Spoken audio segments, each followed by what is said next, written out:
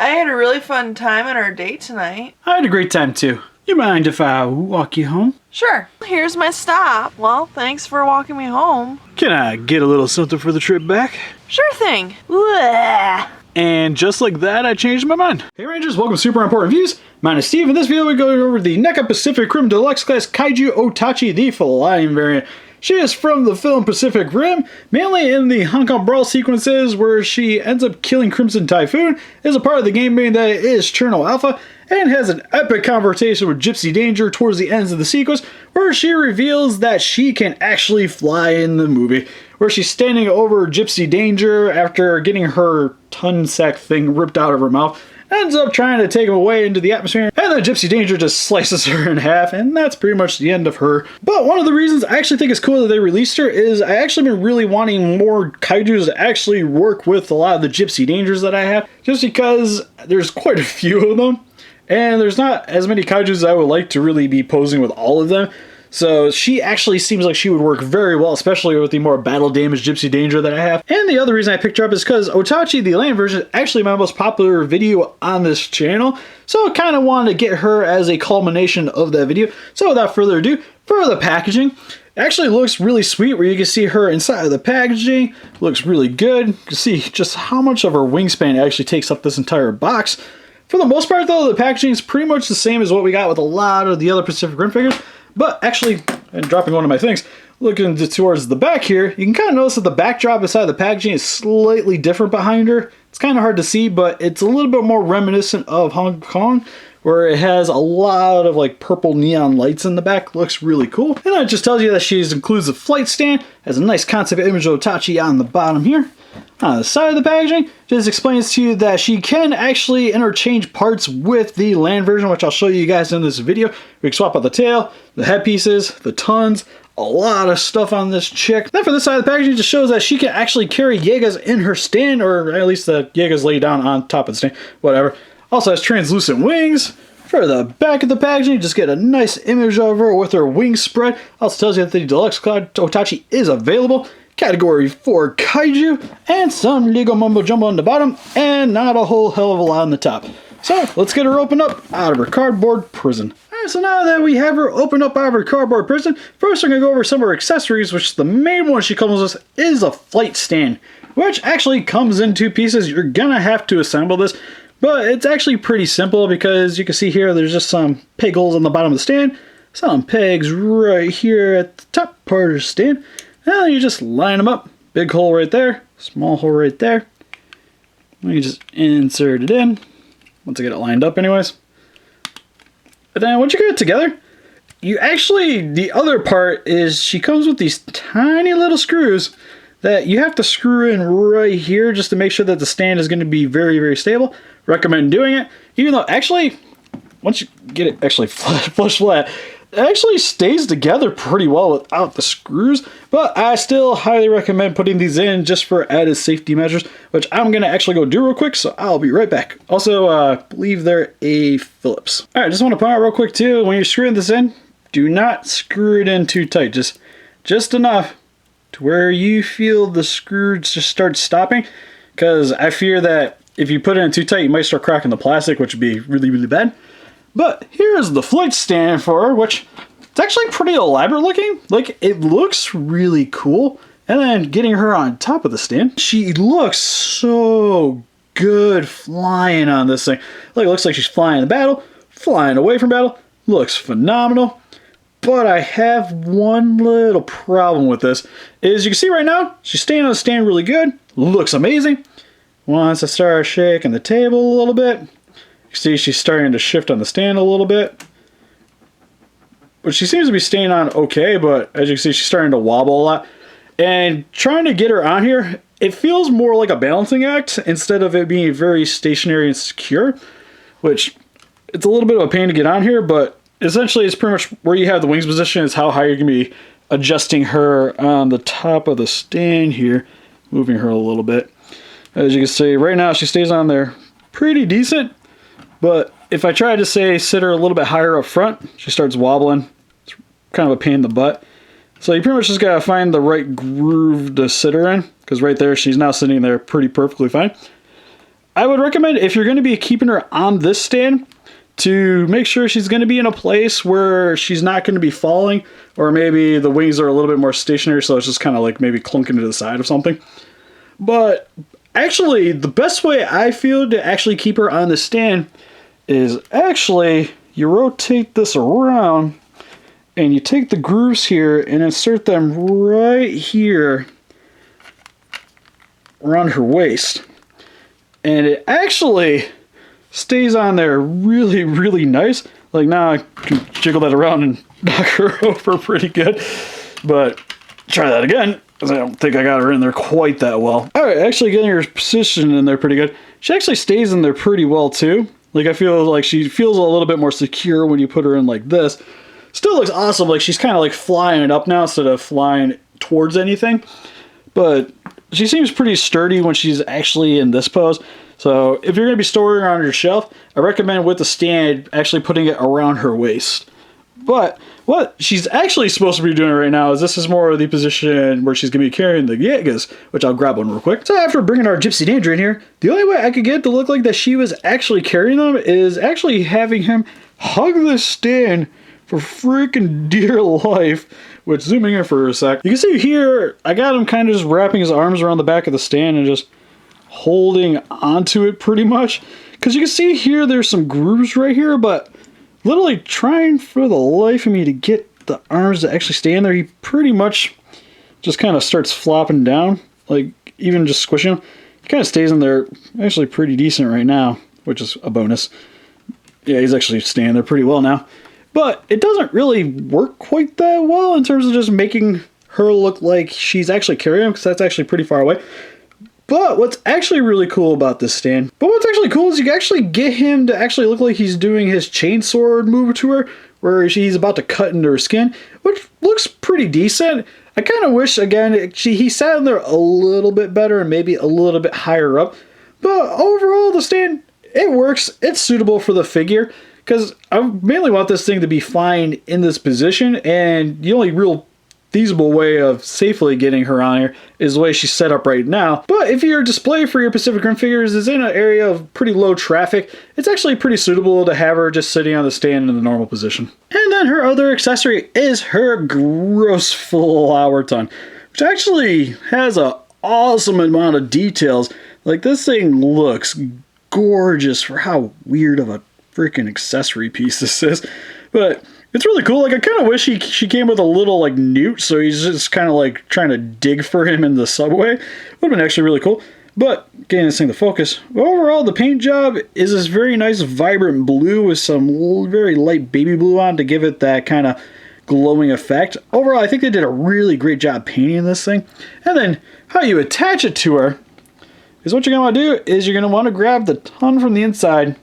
And then you just start lifting up, which this is the first time me actually getting this out of her mouth, so this might be a little bit of a pain.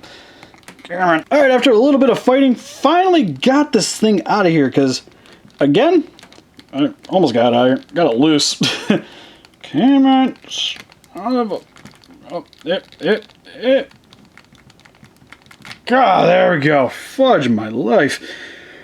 All right, so initial problem with this figure is this ton is ridiculously hard to get out. And the main problem I'm noticing is why would you paint this? Like, you can see here on the bottom of the ton, they painted this section, and it's actually very glossy and slimy. Like, you think it's actually pretty easy. Yeah, there's a couple little grooves which kind of help to hold it in. I understand, but that wasn't necessarily hard. Like, I actually had to grab one of my little screwdrivers off screen to kind of loosen this up a little bit just to pop it out. But after getting the thing out, the ton looks pretty cool as well, which, on a funny note, grabbing the land form of Otachi, the tons are actually different between the two. As you can see, hers is just a normal flat one where you kind of see the part where the sack is expanding, where she goes to do the Hakulugi. Well, this is actually just more of a normal looking ton, so it's actually pretty cool that there's a little bit of a variation between the two. And then after popping this out, we're going to take our long version of the ton, insert it into the mouth here, apply a little bit of pressure, and it's stupid easy to get this thing here, which this thing looks gorgeous coming out of the mouth. Like, the actual like acid spit technique was pretty cool. but overall, it kind of had this weird bend to it. And personally, I think this looks awesome, where she looks like she's about to lick somebody. Maybe have your Gypsy Danger kind of like replicating that he's ripping out her tongue. And overall, I think that's actually a really awesome looking accessory for this figure. Also want to point out too is that after getting it out, the tongue actually pops out pretty easy now. It's just that initial try was just like, whoa. And then just sitting her over here very casually and grabbing my land version of the Otachi. What we are going to do is try swapping out a few of the parts on the Flying Otachi to kind of get her to be replicating a more clean version. So what I'm going to do is actually pop the head off on this one. Because funny story, I did an unboxing video on my other channel, and her head actually was unattached on the packaging. But what we're going to do is actually swap these two pieces out, because I personally want the giant hanging sack to be underneath this one, which looks pretty cool. So we're going to pop the head off this bad boy right here. Another thing we're going to swap out too is the tail right here, which you just pop it out at the base of the section right here. So you're literally not leaving any segmented joints on the body here. And then we're just going to go set this aside. And we're going to take off the neck joint of our Flying Otachi. Comes off pretty easy. Then we're going to pop the old one back on, I should say, which goes on really well. Actually, that looks pretty sweet already. And then how you attach the stub is you got to pop off the gross severed section, which hopefully this is pretty easy to do. Grab it from the bottom, and then you just kind of start pulling on the sides until it pops out. A little bit of a pain to do. There we go. Whew, that was a lot of pop. And then you just take your tail, push that right back on, and now we have our full, clean looking Flying Otachi. And now she's on her flight stand. This figure, fully assembled with the previous Otachi release, looks so freaking good. Like, I just love how this entire assembled figure looks in general. Like, she is amazing looking on this stand. As you see, she's kind of like has this like look she's flying up. Even pose the tail a little bit, but my tail's a little droopy, but that's okay. But she looks so freaking good on here. And even real quick, swapping her position around, see if we can get her into a more just streamlined flight pose. Alright, after finessing the stand a little bit more, she does sit on there pretty nicely. Again, a little bit shady because you see she's already started to shift, but you can get her on there, and again, just looks so amazing just having her just like flying over the cityscape, which I'll definitely be doing some pictures with my little buildings.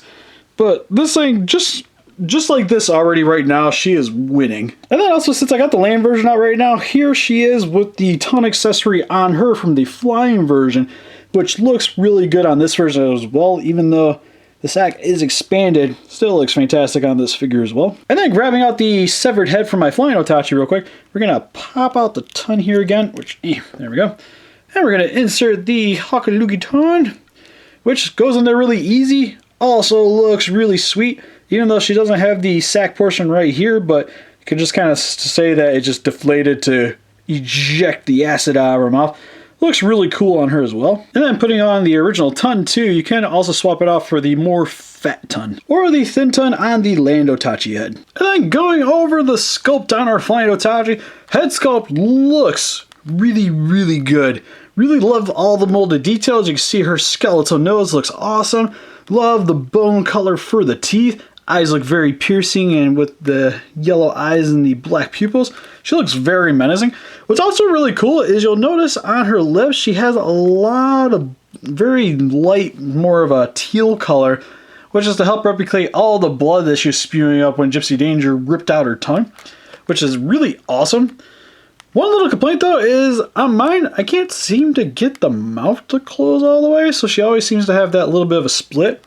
But then again, during the later portion, she pretty much had her mouth open the majority of the time, especially when she was like, oh, just spewing blood and lights everywhere. So it's not a major deal, especially since the paint job on the inside of this mouth looks awesome. Love all the teal and dark blue. Really helps to give that nice bioluminescence look. You can see some of the lights bumps on the tongue with some white paint on those. Looks awesome. And actually grabbing the Land Otachi head, you can see here that the inside of the mouths are actually painted very differently. Where this, it's more in sections how they painted it, where it's more of like the teal goes into the more dark blue, and then this is pretty much all dark blue. While on our flying one, it's actually kind of speckled, which I actually like a little bit better because it helps to just replicate the lighting effect a little bit more. Now, my one major complaint on the entire head sculpt, which I can't really say it's a major, but it's there, is turning your head to the side. You'll start noticing that, especially when you move the mouth up to close it, you can see the end section of the tongue here, which actually doesn't really look all that great, to be honest. Because this part, even when I rewatched the film just to make sure that this wasn't actually a thing. This should actually be the same color texture as the rest of her skin here, which is this really nice kind of dark, like really dark green with some black strung about here and there. Looks really awesome. But this actually should be the same shade of color and not the same as the tongue on the inside.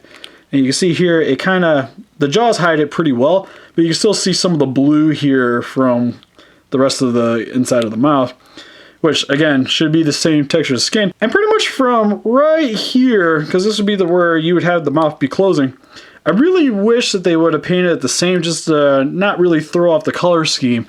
And it just doesn't really look all that great, to be honest. Like, it's not super bad, because half the time I'm going to be posing her from the more at an angle or flying up high or looking down. But if you have her looking up, it doesn't look quite as good, to be honest. Like, you can kind of, I guess, pull off that this kind of looks more like a bloody effect, and maybe it's just like the blood's kind of spewing out from the back of her mouth. But I really wish that they would have just colored the same as the rest of the skin. Would have looked a little bit more film accurate. It's not horrible, but it's there. And then, for the body, you can see here where she has the same kind of slashes that she got from Crimson Typhoon before she ended up crushing his head, which the paint job on there is actually really nice as well, because you got the same teal with some whites and blue to help replicate the bioluminescent blood that she had. Looks really cool. Maybe on the Flying Otachi, because Flying Otachi pretty much has the same kind of thing going on, except it doesn't really have the slash right here, I don't think, which it didn't. But I really wish on the land version, especially if they were giving it to the more slash version to us, kind of wish that this was a little bit cleaner, to be honest. Like, it would have been cool to have a really nice clean Otachi and then have this more battle damage kind of variant with the flying wings. That would have been really cool.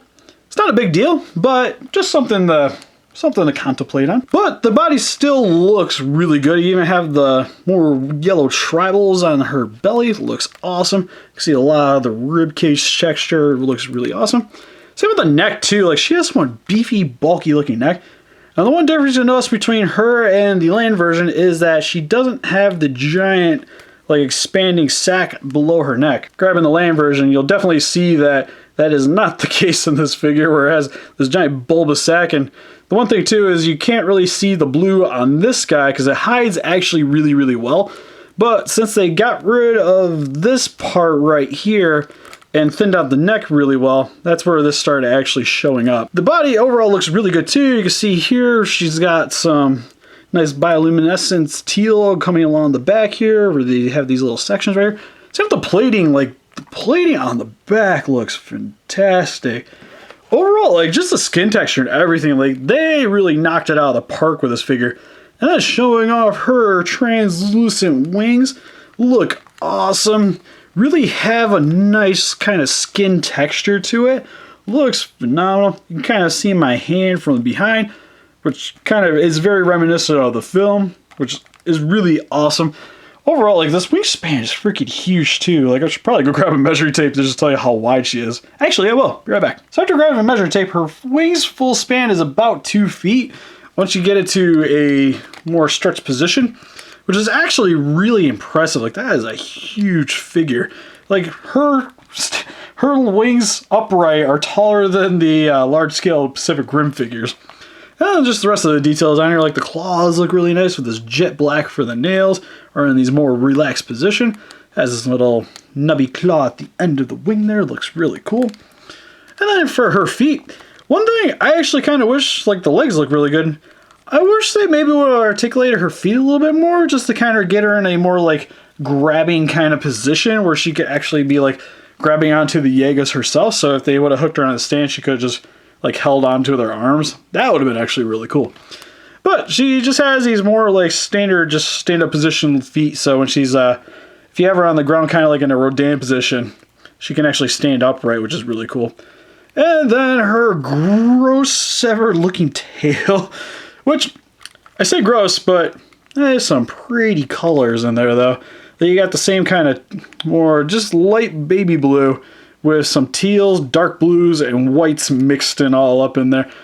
Texture and design looks really, really good. Like that looks like something was originally supposed to be there that sadly is not anymore. And then for her articulation, her head can look up about that far, down about that far. She can also look a little bit to the left, a little bit to the right. Her mouth can move side to side, also can shift up and down because they are on a ball joint, so you get a lot of play with the inside of her mouth here. Her upper part of her neck can also not really rotate all that much, side to side anyways, but they can actually rotate a bit because it's on a ball joint, but it pops off really easy when you try to actually like shimmy it side to side. So you get a little bit of a rotation here. And then for her wings, freaking ginormous wings, the wings can move, the upper part of the shoulder can move up about that far, down about that far, grabbing the wings outward. They can move down about that far, up about that far, so you can get a pretty cool flapping motion for you stop motion people.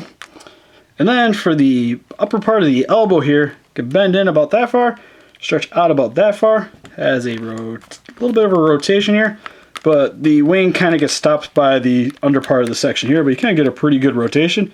Same with the shoulder joint here, can rotate as well, because I forgot about that, but it can rotate all the way around. And then for the hand, can rotate about that far back, about that far under, and can move a little bit up and down, which is really cool because it's not a ball joint. And for her waist, can rotate about that far to the side, and then this far back.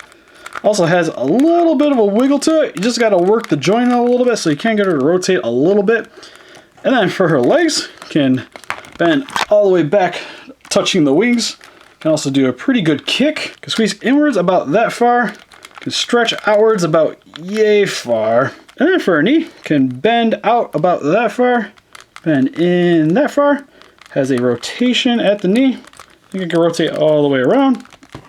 For the feet, can also rotate all the way around and has a little bit of a bend to it because it's on a ball joint and has a little bit of a wiggle as well. And then finally for her little stump, actually has a little bit of articulation as well where you can shimmy it side to side and move it slightly up and down. And for some quick comparisons, let's just show you guys a full body shot of the two Otachis together. Here she is with the land version of Otachi. And here she is with some of the Yegas she fought in Pacific Rim with Hong Kong Brawl Gypsy Danger and the original release Striker Eureka. And here she is with some of the Kaijus from Pacific Rim with the Battle Damage Knife and the Rubber Baby Otachi. And here she is with some SH Monster Arts figures with the SH Monster Arts Fire Rodan. And I finally acquired this guy from G-Fest, the SH Monster Arts Burning Godzilla. And here she is with some Japanese Bandai vinyls I got from G-Fest with the Orga figure from Godzilla 2000 and Legion from Gamera 2. And here she is with Failhead. So overall, the Flying Otachi, I think this figure turned out pretty awesome. Love the details on it. The paint job turned out really good as well. Even with the small hiccup around the neck, still like it. Really like the accessories with it too. Even though the stand could have been maybe done a little bit better, it's still very serviceable. And the thing I love most about this figure is that you can change parts in between the flying version and the land version, so you can make your ultimate Otachi. So in the end, I really do recommend this figure for you guys, especially if you guys own the land version and love Pacific Rim, then you need her soaring into your collection today. So what do you guys think? Have you guys picked up the Flying Otachi? What's your favorite Otachi or Japanese Kaiju is just more your thing? Please let us know in the comments. Let us know closer pictures over on Facebook. You want to click the link in the description below. Help us defeat those Kaijus by hitting that like button. Subscribe to become a Ranger today, and I'll see you guys in the next video. Bye-bye.